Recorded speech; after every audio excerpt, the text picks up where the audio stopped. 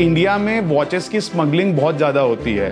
पहली बार इंडिया में कोई सीरीज बिजनेस पे बनी है and in a good way. बहुत ब्यूटीफुल जर्नी है, बहुत अच्छे से सीरीज बनाई गई है। Made in India, a Titan story, right from identifying the opportunity till making it a success, going through the highs and low, everything what was done by Xerxes. अगर आप एंटरप्रेन्योर बनते हो तो आपको सब चीज की ओनरशिप लेनी पड़ती है, रिस्पॉन्सिबिलिटी लेनी होती है। Work with a mindset of an owner, not like an employ. मेरे को slimmest watch in the world बनाने की है। दिल में आग होने से कोई फायदा नहीं होता, फिजिबिलिटी भी होनी चाहिए। Made in India, a Titan story. बहुत ब्यूटीफुली ये सीरीज के अंदर दिखाया गया है कि किस तरीके से वो आइडिया उसको पूरा एग्जीक्यूट करते हैं, क्या क्या चैलेंजेस उसमें फेस करते हैं वो दिखाया गया, किस तरीके से उसको ओवरकम करते हैं वो दिखाया गया। And everybody who watches this series can learn a lot. अभी कई सारी चीजें जो सब लोगों ने देखने के बाद में सीखी होएगी, बट मेरे को ऐसा लगा कि 5 मेजर एस्पेक्ट्स थे जिसके बारे में हम लोग समझ सकते हैं। सबसे पहला इसमें जो लेसन था वो था एंटरप्रेन्योरशिप का। एंटरप्रेन्योरशिप के बारे में तो हम लोग सब लोग सुनते हैं कि एंटरप्रेन्योर क्या होता है, खुद से आइडियाज क्रिएट करता है, स्टार्टअप क्रिएट करता है। Entrepreneurship is when you are working in an organization but behaving like an entrepreneur. Xerxes जो इसमें मेन कैरेक्टर है, he was not the owner of Tata group. In fact उसको तो इंटरेस्ट किया गया था कि भाई आप टाटा प्रेस के घाटे को जाके उसका सोल्यूशन निकाल के लेके आओ। He went there and during his research he met the other guy. He understood कि उसने किस तरीके से स्मगलिंग को रोकने की कोशिश की, फिर उसको पनिशमेंट पोस्टिंग मिली। वहां से उसको समझ में आया कि भाई इंडिया में वॉचेस की स्मगलिंग बहुत ज्यादा होती है एंड वहां पर उसको अपॉर्चुनिटी दिखी। तो right from identifying the opportunity till making it a success, everything what was done by Xerxes. Xerxes was not an entrepreneur, he was an intrapreneur. अभी ये मैं क्यों बताने की कोशिश कर रहा हूं, क्योंकि अपने यहाँ पर स्पेसिफिकली ना लोगों को समझ में नहीं आता है। जैसे छोटी ऑर्गेनाइजेशंस, मिड साइज ऑर्गेनाइजेशंस जो भी रहती है या फिर स्मॉल ऑर्गेनाइजेशंस जो भी रहती है, उसके अंदर लोग ज्वाइन करते हैं, थोड़ा बहुत काम सीखते हैं और उसके बाद में मैं अपना करूंगा करके कंपनी छोड़ देते हैं। और उसमें क्या होता है कि जिस कंपनी में आपने चालू किया वो कंपनी भी ग्रो नहीं कर पाती और आप भी कुछ खास ग्रो नहीं कर पाते। But Tata group has lead this example जहां पर वो लोग एंकरेज करते हैं अपने एम्प्लॉइज को कि भाई आप रिस्क लो, आप अपॉर्चुनिटीज को सीख करो, आप चैलेंजेस सीख करो और अपने आप को ग्रो करो और ऑर्गेनाइजेशन को ग्रो करो। तो it's a very important lesson entrepreneurship का, जो कि हम लोगों ने समझना चाहिए कि बहुत ज्यादा जरूरी है। इससे फायदा क्या होता है कि वो already get a platform to perform. Xerxes शायद अपना पूरा जो ड्रीम था वो अचीव नहीं कर पाता अगर उसको टाटा का ट्रस्ट या टाटा का प्लेटफॉर्म नहीं मिलता। हाँ, उसको चैलेंजेस गई फंडिंग की, हाँ उसको चैलेंजेस गई ब्रांडिंग की, सेल्स की, डिस्ट्रीब्यूशन की, बट एक चीज उसके साथ में हरदम थी। टाटा का जो ब्रांड नेम था, अगर तुम शुरुआत से देखोगे कि they were always counting on the trust of the Tata name, तो वो चीज उसको हरदम हेल्प की कि आगे बढ़ने का है, कुछ भी करने का है तो एक एटलीस्ट उसको स्टार्टिंग पॉइंट मिल जाता है। वरना इतना इम्पॉसिबल ड्रीम उस समय कि totally made in India, right from the components everything was made in India, India में बनाने का जो उसका सपना था वो शायद पूरा नहीं हो पाता। सबसे पहले हम लोग वो वाला इंसिडेंट देखते हैं जब वो एनबीआईडीसी के अंदर काम करते रहता है और NBIDC at the end of the tenure उसको ऑफर करती है कि यार आप हमारे को ज्वाइन कर लो, टाटा में आपको क्या मिलता है? तो बोलता है कि टाटा मेरी फैमिली है, टाटा में मेरे को सुकून मिलता है। And he turn down that opportunity and went back to Tata. जब वो वापस जाता है तो वो जेआरडी को क्या बोलता है, मुझे कुछ एक्साइटिंग करना है, आई नीड अ चैलेंज। तो he was never seeking money.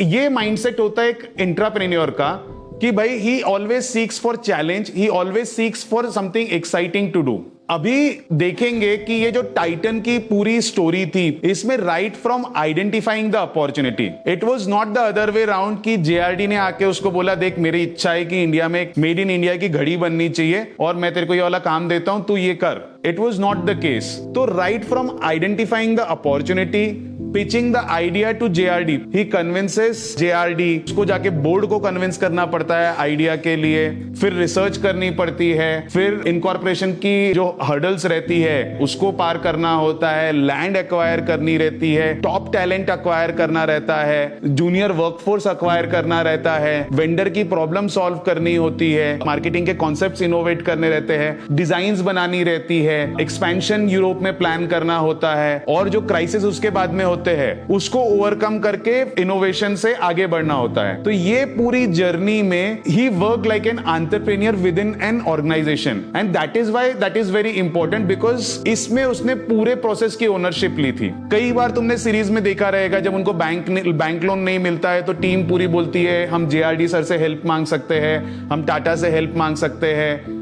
हम कोई दूसरा प्रोजेक्ट कर सकते हैं, बट ही बिलीव्ड, उसने बोला आपको मैं दूसरी जगह टाटा में नौकरी दिला दूंगा, but I believe in this project. तो वो बिलीफ और कन्विक्शन के साथ में काम करता है टुवर्ड्स अचीविंग हिज ड्रीम। जब जेआरडी, वो जो स्विस वॉच मेकर रहता है, जब वो उनको इंसल्ट करता है, वापस इंडिया में आता है, तो he just throws away his watch कि मैं तब तक वॉच नहीं बनूंगा जब तक तुम अपनी बनाओ, अपनी वॉच नहीं बनाएंगे करके। एंड सिर्फ वो जेस्चर से दोनों आकाश और ज़र्क्सिस अपनी वॉच उतार के रख देते हैं। उसके बाद में भी तुमने देखा रहेगा कि जो भी नया मेंबर आता है टीम के अंदर, वो तुरंत इनके ये टोकन जो रहता है इनका, जो कल्चरल एस्पेक्ट बोलेंगे, वो देख के everybody just without saying anything वो लोग अपनी वॉच निकाल देते हैं। तो इससे क्या था कि everybody connected with the culture, and जब पहली बार वो लोग वॉच बनाते हैं और कार में बैठते हैं तब दिखाते हैं कि everybody is wearing a wrist watch. मतलब इसमें क्या था कि everybody committed to that cause, not just the entrepreneur but everybody in his team also committed to the cause कि यार हम लोग वॉच तभी पहनेंगे जब अपनी खुद की वॉच बनाएंगे, टोटली मेड इन इंडिया। तो इसमें हम लोगों को क्या सीखने मिला कि अगर आप एंटरप्रेन्योर बनते हो तो आपको सब चीज की ओनरशिप लेनी पड़ती है, रिस्पॉन्सिबिलिटी लेनी होती है, अकाउंटेबिलिटी लेनी रहती है, प्रॉब्लम सॉल्विंग करना रहता है, everything you have to own. So why I'm saying this is Prachey is also not my company. I have created a platform. It is going to be an institution. Everybody who is working in Prachey should work with a mindset of an entrepreneur. भले ही हो सकता है कि आपको एक पूरा vertical आपको नहीं दिया गया, आपको एक छोटी सी जिम्मेदारी दी गई, बट वो जिम्मेदारी जब आप कर रहे हो तो आपका माइंडसेट ओनर के जैसा होना चाहिए, एम्प्लॉय के जैसा नहीं होना चाहिए। Another aspect which might have been missed by many was the beautiful corporate governance framework. तो बेसिकली कॉर्पोरेट गवर्नेंस क्या होता है? Corporate governance is the distinction between owners, board and the management. आप बोल सकते हो कि कुछ लोग हैं जो कंपनी के ओनर्स होते हैं, कुछ लोग हैं जो एज अ गार्जियन वर्क करते हैं, और कुछ लोग होते हैं जो कि एक्चुअली काम करते हैं, जो मैनेजमेंट का पार्ट होते हैं। इसमें अगर तुम लोगों ने दोनों एस्पेक्ट को समझा रहेगा कि जेआरडी वाज ऑलवेज मेंटरिंग ज़र्क्सिस। जितने भी इंटरेक्शन जेआरडी के और ज़र्क्सिस के दिखाए गए ना, दे आर ब्यूटीफुल इंटरेक्शंस। उस सीन के ऊपर आप फोकस करना कि किस तरीके से वो गाइड करते हैं। ऐसा नहीं है कि हर चीज इजीली मान लेता है। जब शुरुआत में वो जाता है और बोलता है कि यार मेरे को आप चलो ना, मतलब वो चेयर के ऊपर देखता है कि ज़र्क्सिस इज नर्वस, एंड ज़र्क्सिस बोलता है कि किसका आइडिया था घड़ी बनाने का, किसने बोला था कि हमने इंडिया में घड़ी बनानी चाहिए? आपने बोला था ना। तो you come in the board room, अगर आप रहोगे तो बोर्ड तुरंत अप्रूवल दे देगा। जेआरडी तब एग्री नहीं करते उस चीज के लिए कि मैं तेरे साथ चलूंगा, मैं पिच करूंगा, मैं बोर्ड को अपना इन्फ्लुएंस करूंगा। वो उसको ये जवाब देते हैं कि अगर तू बोर्ड को कन्विंस नहीं कर पाया तो मैं कैसे क्या तेरे को इंटरेस्ट कर सकता हूं इतनी बड़ी रिस्पॉन्सिबिलिटी के लिए। तेरे को अपनी लड़ाई खुद लड़ने की है, तुमको अपने बैटल्स खुद फाइट करने के हैं, और अगर तुम्हारे अंदर कन्विक्शन और पैशन रहेगा तो ही तुम इतना बड़ा काम उठा पाओगे। So that is where you understand what corporate governance is. Guardians which is the board of directors are different. तुम देखो अलग अलग जगह के ऊपर इतने जल्दी वो लोग कन्विंस नहीं होते हैं आइडिया के लिए, जैसे तैसे आइडिया को हाँ बोलते हैं, उसके बाद में जब भी प्रॉब्लम आती है so they hold the management accountable. ऐसा नहीं है कि इजी वॉक थ्रू दे दिया कि चलो टाइम लगता है, कोई प्रॉब्लम नहीं है। The board was always there to protect the value of share holders. जब लॉन्च होता है एवरीबडी इज एक्साइटेड, घड़ियां देखते हैं, तो एक बोर्ड मेंबर पूछता है कितना सेल्स कर लोगे, तो उसको तुरंत वो अकाउंटेबिलिटी लाते हैं कि नहीं everything has been good, you are successful, product launch कर दिया, एवरीथिंग इज गुड, सेल्स कितना करेंगे। उसके बाद में जब सेल्स कम होता है उसके बाद में फिर उसको अकाउंटेबल करता है, this is बेयरली 5% of what you have promised. तो आप देखोगे कि यहां पर दो वे रिलेशनशिप था। एक रिलेशनशिप था जहां पर JRD was mentoring, that was also very beautiful. छोटे छोटे लाइंस के अंदर बहुत सारी चीजें जेआरडी ने बोली हुई है। जब उसको ग्राउंड करना था तब ग्राउंड करता है, जब उसको सपोर्ट देना रहता है तब सपोर्ट देता है, जब वो प्रॉब्लम में रहता है, जैसे जब मेघा को रिप्लेस करने की बात आई एंड ही वाज कंफ्यूज कि उसने वो हमारे साथ शुरुआत से थी, उसकी निष्ठा की जगह हम लोग उसको ये देंगे क्या, उसको रिप्लेस कर देंगे क्या। देन जेआरडी एक्सप्लेन्स हिम कि यार जब मैंने तेरे को एनबीआईडी से भेजा था तूने मेरे को डिड यू हेट मी। तो वो जहां पर उसकी कंफ्यूजन रहती है वहां पर जेआरडी उसको हेल्प करता है। So there was this beautiful relationship between the owner, the entrepreneur and the board, जहां पे everybody was performing their own duty to the fullest extent. So this is what corporate governance is. And not many people in the country understand what corporate governance is. Corporate governance gives a framework for companies to survive for centuries. आप देखोगे कि कई सारी company Europe की, कई सारी company United states की, वो लोग 200 साल, 250 साल, 300 साल जीते हैं. Why? Because they've mastered this particular framework of corporate governance in a very good manner. अपने यहां पर भी समझने की जरूरत है. कई बार ओनर अपने आप को और कंपनी को अलग नहीं देख पाता. उसको लगता है मेरी कंपनी यानी मेरा सब चलना चाहिए इसके अंदर. But a company is different and the share holders are different. Even if you own 100% of your company, still the company is a separate legal entity and you have to appreciate and respect that aspect. तब जाके आप एक arms length पे distance पे काम कर सकते हो और कंपनी सर्वाइव होती है लॉन्ग टर्म में. People over processes, this is the third learning from the series. किस तरीके से you have to keep people first and process second. जब शुरुआत में एनबीआईडीसी में स्ट्राइक चलती रहती है तो जो बोर्ड, जो अंदर बैठे हुए लोग रहते हैं, मैनेजमेंट रहते हैं, वो वर्कर्स बोलते हैं, बट ज़र्क्सिस उनको डेवलपर्स बोलता है. ठीक है, जो तरीका है, जो नजरिया है देखने का, वो दोनों शब्दों से आपको समझ में आ जाता है कि जहां पर बाकी मैनेजमेंट जो था एनबीआईडीसी का, वो उनको बोलता है अरे वर्कर्स है, बट ज़र्क्सिस का वो तरीका नहीं था. और जब अंदर जाता है तो बहुत ब्यूटीफुल चीज वो बोलता है कि मेरी वाइफ बोलती है कि between people and process always choose people because they execute the process. Even when they were hiring, they hired like founders and they were very keen on getting the right talent. जब machine वाला scene भी रहता है और वो बोलते हैं कि अरे आपने बोला था कि बहुत लेटेस्ट टेक्नोलॉजी वाली मशीन है यहां पर यहां पर तो कोई मशीन है ही नहीं. तो बोलते कि नहीं, हम लोग को पहले चाहिए कि भाई हम लोग सही लोगों को लेके आए. We invest in right people and they help us invest into the right equipments.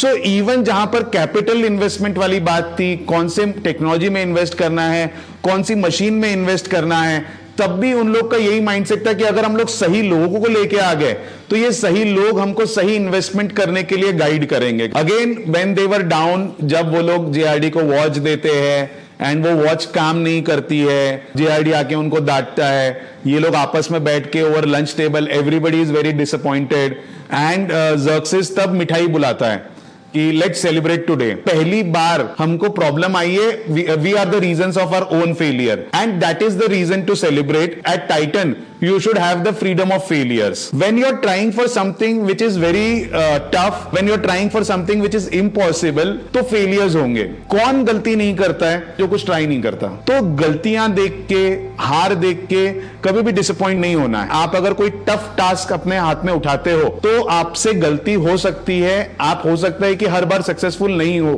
But हर एक गलती से आपको सीखना है, आगे बढ़ने का है. Passion and innovation was the third learning from the series. जब भी आप किसी प्रॉब्लम में फंस जाओ तो you have to be innovative, you have to think out of the box and that's when you get the best result. जब Swiss collaboration के लिए जेआरडी जाते हैं तो सामने वाला काइंड ऑफ इंडिया को इंसल्ट करता है, बोलता है कि भाई इंडियंस अच्छी वॉच नहीं बना पाएंगे करके. And then JRD goes and says to Xerxes कि तेरे को कितना टाइम लगेगा.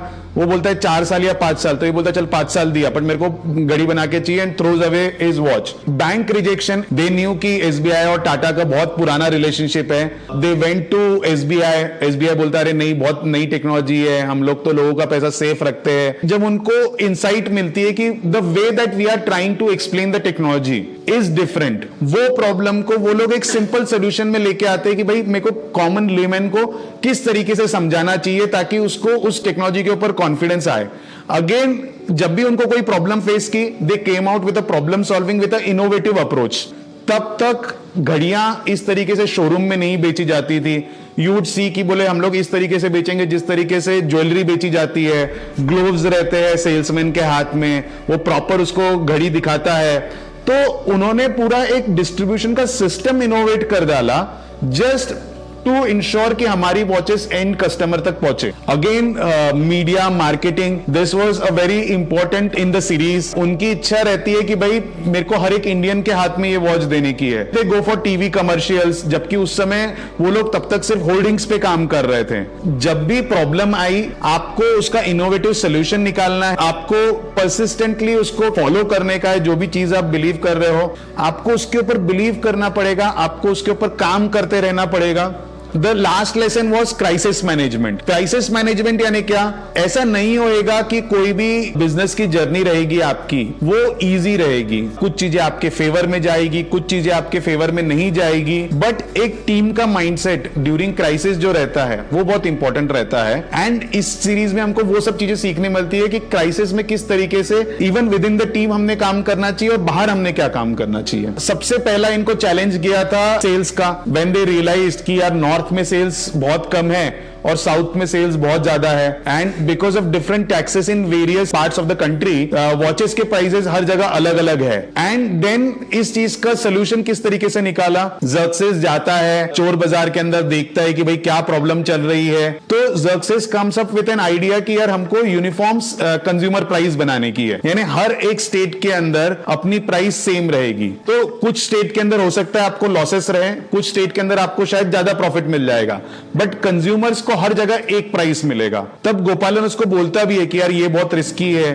तो ज़र्क्सिस पूरी अकाउंटेबिलिटी खुद के ऊपर ले लेता है कि अगर कल चल के ये चीज बैकफायर की तो I will take the responsibility. तो ओनरशिप से प्रॉब्लम सॉल्विंग। कंपोनेंट फेलियर होता है, दे अंडरस्टैंड कि यार जापानीज सप्लायर्स ने जो कंपोनेंट भेजा हुआ है उसके अंदर प्रॉब्लम्स है, तो they go there, they develop relationship, get an exception from the vendors and solve the problem. जब यूरोप कोलैप्स भी होता है, यूरोप के अंदर जब ये लोग एक्सपेंशन करने की कोशिश करते हैं, बहुत ज्यादा मेजर इन्वेस्टमेंट कर देते हैं एंड वहां पर वॉचेस ही नहीं बिकती है इनकी। बाद में सीरीज में बताया गया है कि they made a cartel and they insured कि टाटाज एंटर नहीं कर पाए, टाइटन एंटर नहीं कर पाई यूरोप मार्केट में। बट जब ये पूरा कोलैप्स होता है, so they reach to a point जहां पर कंपनी शायद 8 महीने के अंदर बंद भी करनी पड़ सकती है। And that was probably the lowest point and the best point of the entire journey, जहां से वो अपना सबसे बेस्ट इनोवेशन करते हैं।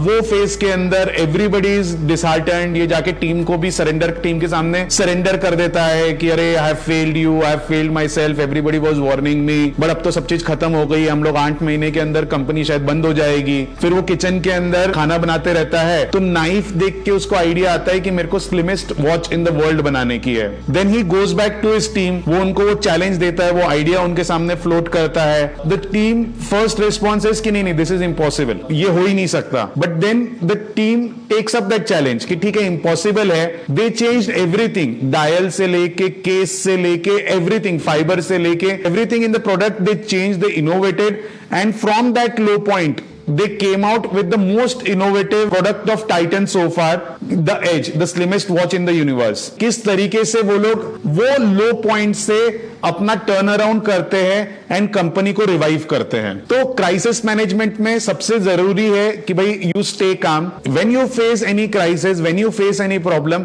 The first thing that you require is having a calm mind. Dhoni को अक्सर सब लोग बोलते हैं कि भाई आप इतने स्ट्रेस वाली सिचुएशन के अंदर किस तरीके से you act like you act very cool in that situation. तो धोनी हरदम यही बोलता है कि भाई मैं अपने आप को सिचुएशन में इंडल्ज होने नहीं देता हूं, मैं अपने आप को सिचुएशन से बाहर रखता हूं और मैं सिर्फ फोकस करता हूं मेरे को क्या करना है उसके ऊपर। ये सब चीजें बहुत जरूरी होती है कि staying calm when you are in crisis, finding the root cause. उसके लिए जब वो लोग वॉचेस का डिस्पैरिटी देखते हैं कि यार साउथ में सेल्स बहुत ज्यादा है, नॉर्थ में सेल्स बहुत कम है, तो बोर्ड उनको पूछता है कि ऐसा है क्या कि your designs are more appealing to south. They are like कि नहीं ऐसा तो कुछ नहीं है।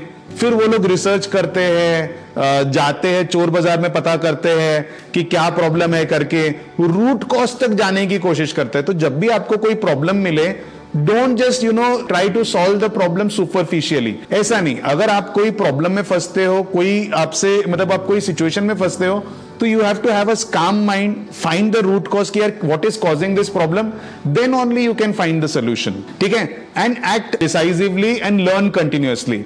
आपको हर सिचुएशन में आपको इंप्रोवाइज करने का है, नई नई चीजें सोचने की कि यार किस तरीके से मैं इस प्रॉब्लम को सॉल्व कर सकता हूं, and you have to learn from it. So this is overall the idea of the series, कि हम लोगों ने शायद जब सीरीज देखी तो उसके अंदर ये 4-5 चीजें जो रहती है, ये 4-5 चीजें ओवरलुक कर दी होगी।